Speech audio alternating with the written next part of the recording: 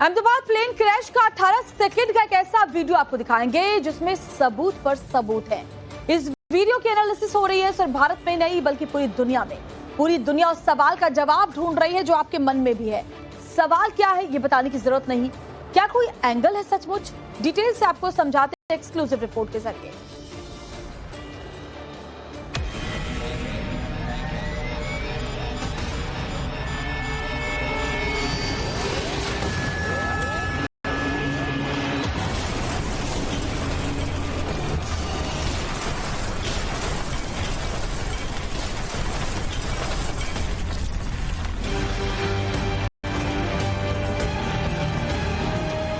18 second का ये video जांच एजेंसियों के लिए बहुत बड़ा सबूत है। इस वीडियो का एक एक फ्रेम सवाल उठा रहा है। सवाल ये कि 2 मिनट के दौरान क्या हुआ था।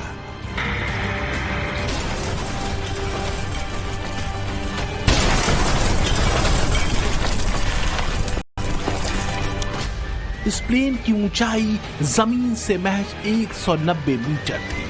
टेक ऑफ करने के बाद विमान जब आगे बढ़ रहा था तो शुरुआत में सब कुछ सामान्य नजर आया। नोज भी ऊपर की तरफ था। आमतौर पर कोई प्लेन क्रैश होता है तो उससे कुछ सेकंड पहले हलचल होती है, विमान हिलने डुलने लगता है। कजाकिस्तान में हुए इस प्लेन क्रैश में भी देख सकते हैं, मगर अहमदाबाद में जो विमान हादसा हुआ उसमें ऐसा कुछ नजर नहीं आया। और सबसे बड़ी बात, इमारत से टकराने से पहले इस प्लेन के पहिए खुले हुए थे। माना जाता है कि कोई प्लेन जब रनवे को छोड़ता है तो कुछ सेकंड के भीतर ही उसके पहिए फोल्ड हो जाते हैं, मगर यहाँ भी मामला बिल्कुल अलग है। और शायद इसलिए एनएसजी की टीम हादसे के फौरन बाद घटनास्थल पर पहुंची। एएआईबी की टीम भी इन्वेस्टिगेशन के लिए एक्टिव हो गई। कोशिश यही जानने की है कि आखिर ऐसा हुआ क्या।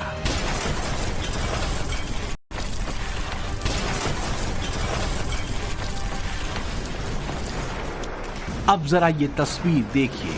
ये विमान का हिस्सा है, मगर कौन सा?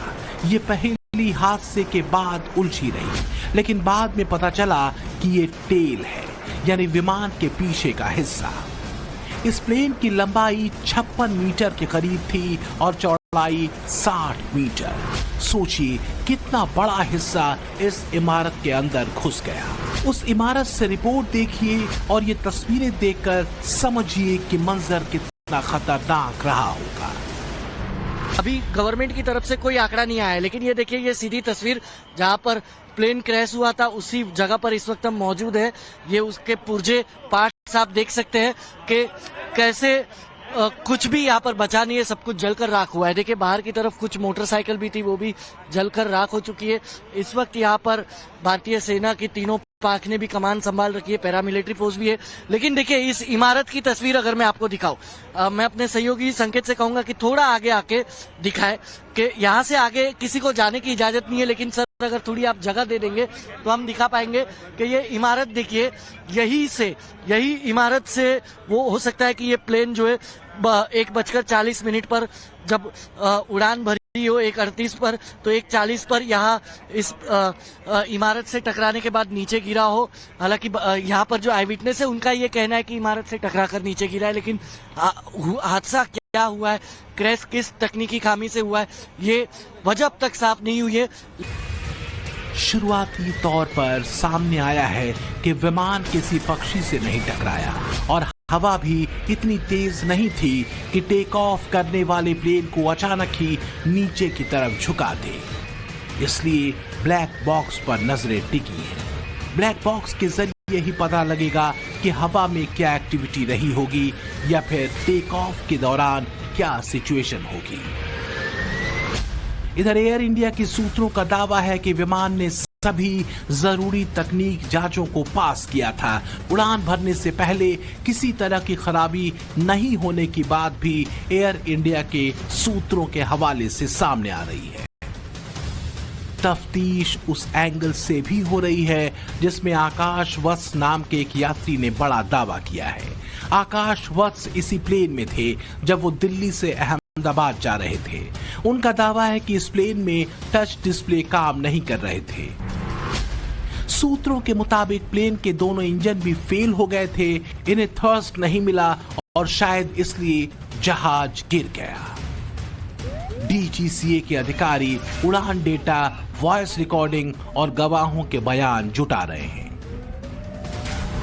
आने के बाद देखा कि पूरा मलबा बिखरा हुआ, आग लगी है, पूरा धुआं गुबारा है, कुछ भी दिखाई नहीं दे रहा, समझ में नहीं आ पा रहा था क्या है। उसके बाद पता चला कि ये विंग्स गिरा हुआ है, फ्लाइट वो किया, और फिर प्रशासन ने चारों तरफ से घेर लिया। ये मेरा भाई अंदर, आपका भाई अंदर था और वो कितने साल का? 30 साल का था, 30-32 साल का। हाँ। और आपके कितने लोग थे? उसके 3 लोग। 3 लोग थे। कौन कौन? छोटी बच्ची है, 6 साल की बच्ची है। अभी उनका कुछ पता चल पाया? अब नहीं, कुछ भी नहीं। लंदन जा रहे थे वो, 111 नंबर 110 नंबर की टिकट कंफर्म है उनकी। मेरी भांजी है, हम लंदन, वो वहाँ जा रहे थे। भांजी ने फोन किया, मम्मी पापा वो फ्लाइट में है, तो हम इधर नरोड़ा से सीधा दौड़ के इधर आए हैं।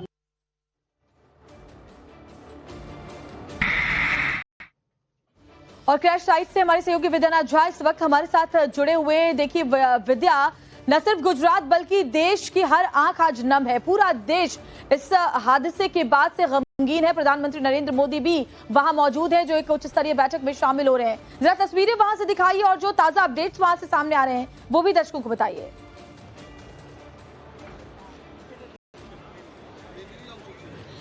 जी बिल्कुल, देखिए प्रधानमंत्री नरेंद्र मोदी आज पहुंचे थे यहाँ पर और उन्होंने यहाँ पर जो घटनास्थल है उसका जायजा लिया, क्योंकि ये पूरा जो जहाँ पर प्लेन गिरा था वो पूरा इलाका अगर आप देखेंगे तो या तो आग से जला भुना हुआ आपको ये बिल्डिंगें दिखाई देंगी, या फिर जो मलबा है विमान का वो आपको दिखाई देगा।